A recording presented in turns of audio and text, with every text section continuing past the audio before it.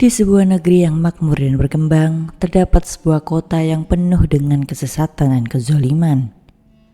Penduduknya hidup dalam kebodohan spiritual, menyembah berhala, dan mengikuti nenek moyang mereka tanpa berpikir.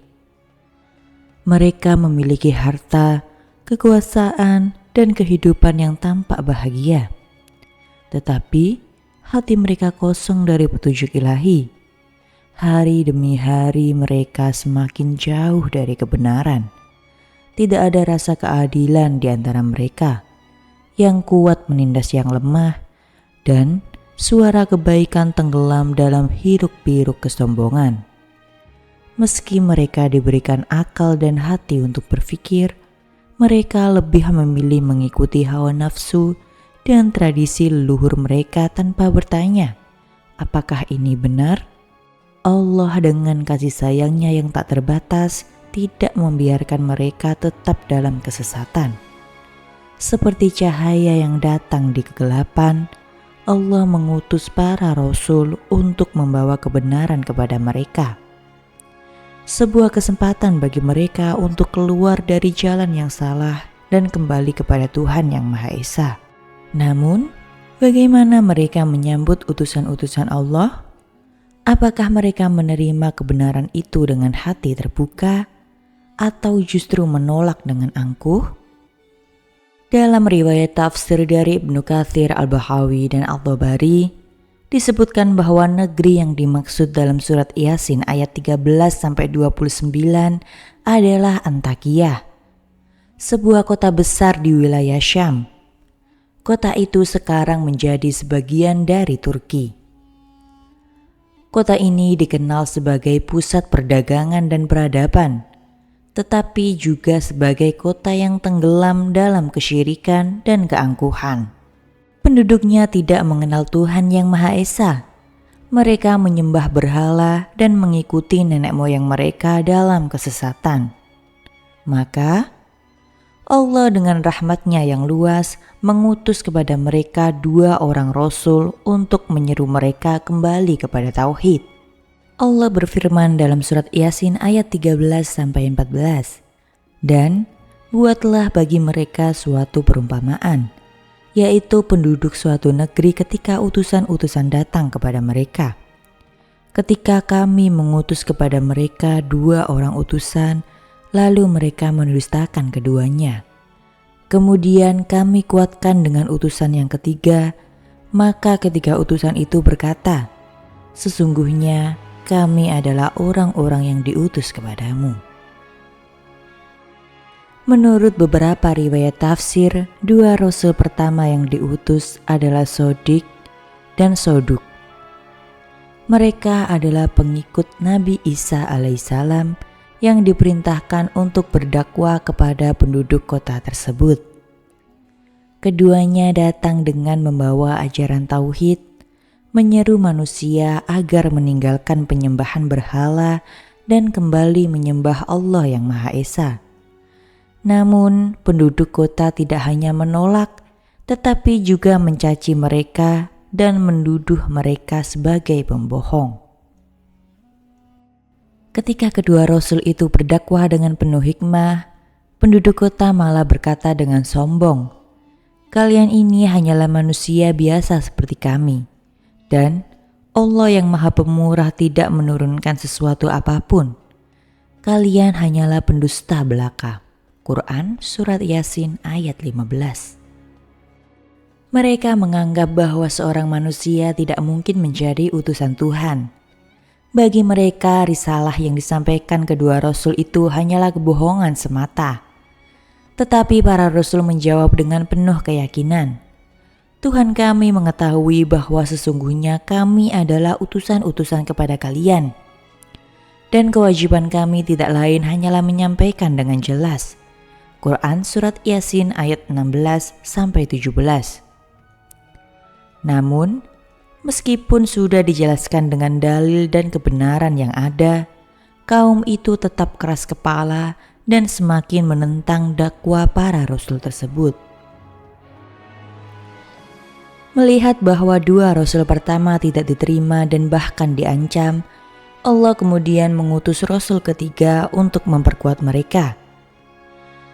Rasul ketiga ini disebutkan dalam beberapa riwayat tafsir bernama Shalum.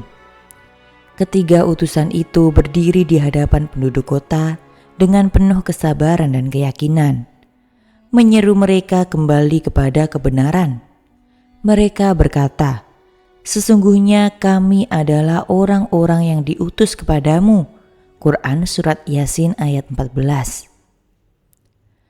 Namun bukannya menerima peringatan, penduduk kota malah semakin marah dan mulai mengancam dengan lebih keras.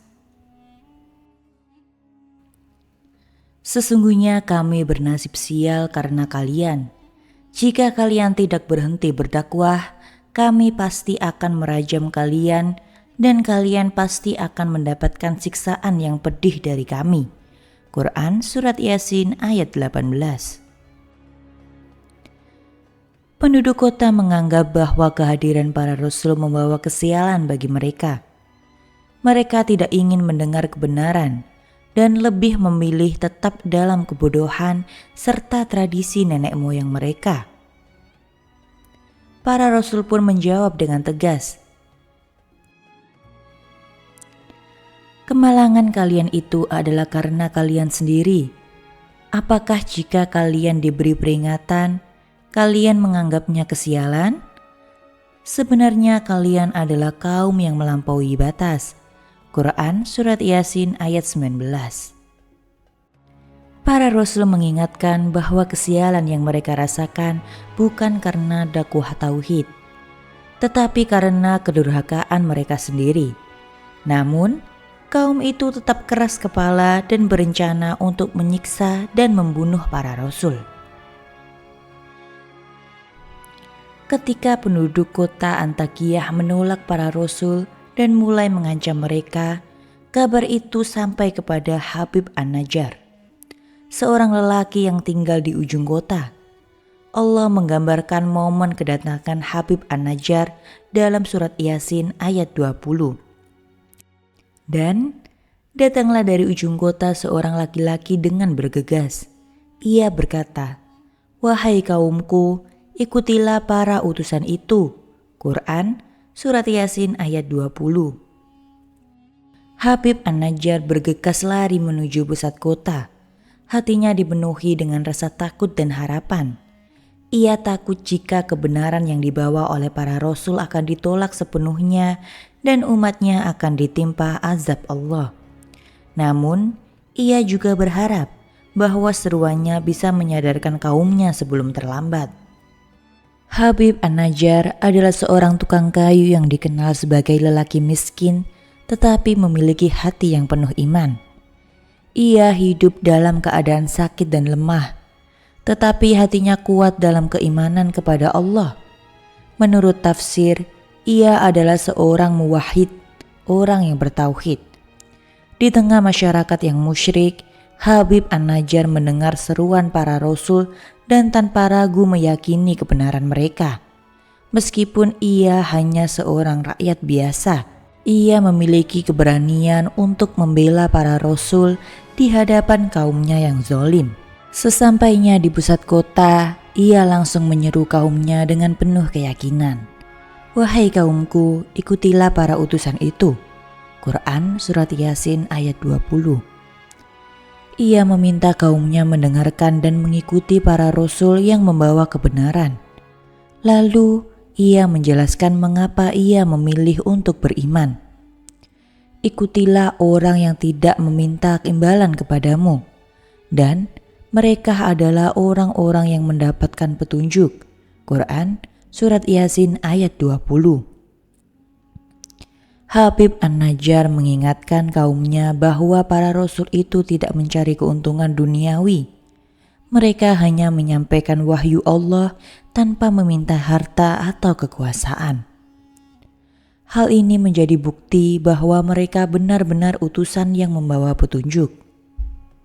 Habib An-Najjar kemudian mengajak kaumnya untuk berpikir secara logis. "Mengapa aku tidak menyembah Tuhan yang telah menciptakanku dan yang kepadanya kalian semua akan dikembalikan?" Quran Surat Yasin ayat 22. Ia memberikan alasan yang sangat jelas dan sederhana. Allah lah yang menciptakannya, maka hanya Allah yang layak disembah. Semua manusia akan kembali kepada Allah, maka seharusnya manusia bersiap dengan beribadah kepadanya. Kemudian ia melanjutkan, apakah aku akan mengambil Tuhan-Tuhan selainnya? Jika Tuhan yang Maha Pemurah menghendaki bencana terhadapku, niscaya syafaat mereka tidak akan berguna sedikit pun bagiku.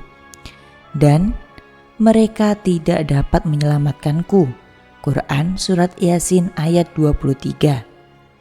Habib An-Najjar menegaskan bahwa menyembah berhala adalah kesia-siaan. Jika Allah menghendaki suatu musibah, berhala-berhala itu tidak akan bisa menolong atau menyelamatkan siapapun.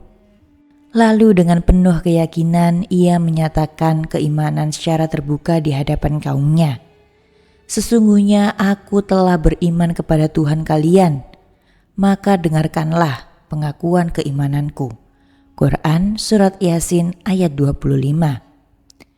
Ia mengikrarkan keimanan kepada Allah dengan lantang, meskipun ia tahu bahwa perbuatannya bisa membuat dihukum oleh kaumnya.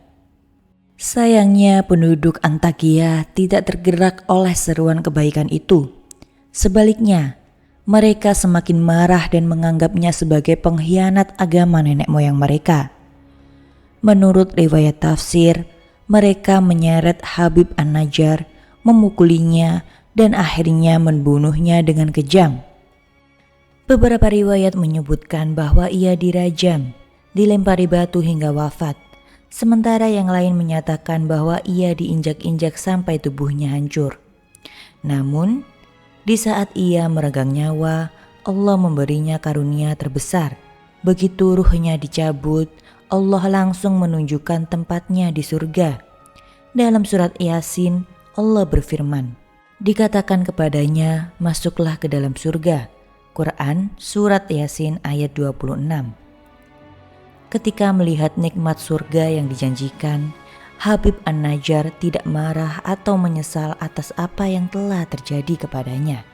Sebaliknya, ia merasa bahagia dan berkata dengan penuh haru, alangkah baiknya sekiranya kaumku mengetahui bagaimana Tuhanku telah mengampuni aku dan menjadikanku termasuk orang-orang yang dimuliakan. Quran Surat Yasin ayat 26-27. Ia tidak menendam kepada kaumnya, justru ia berharap mereka mengetahui dan mendapatkan petunjuk agar mereka bisa meraih ampunan Allah seperti dirinya.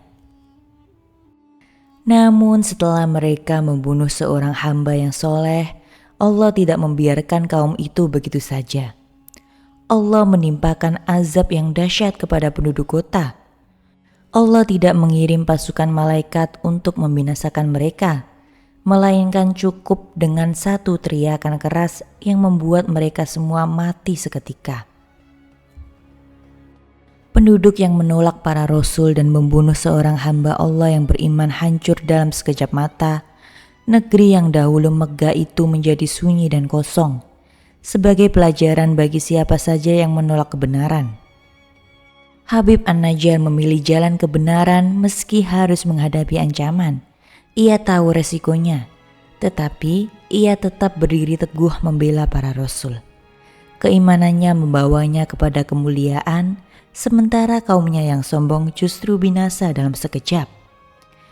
Kisah ini mengajarkan bahwa setiap pilihan yang kita ambil akan menentukan akhir perjalanan kita.